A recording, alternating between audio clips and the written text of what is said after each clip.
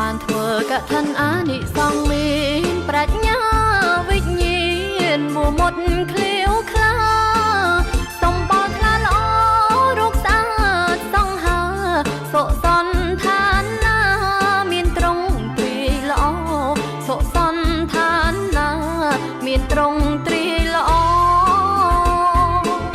បានទៅសោយសុខក្នុងទេវឋានយូរឆ្នាំណាំងបានចាក់ឋានបន្តអស់បុណ្យចុតិកយើងមិនក្រីក្រសោយសុខបន្តយំខ្ពង់ខ្ពង់អើយសោយសុខបន្តយុគពង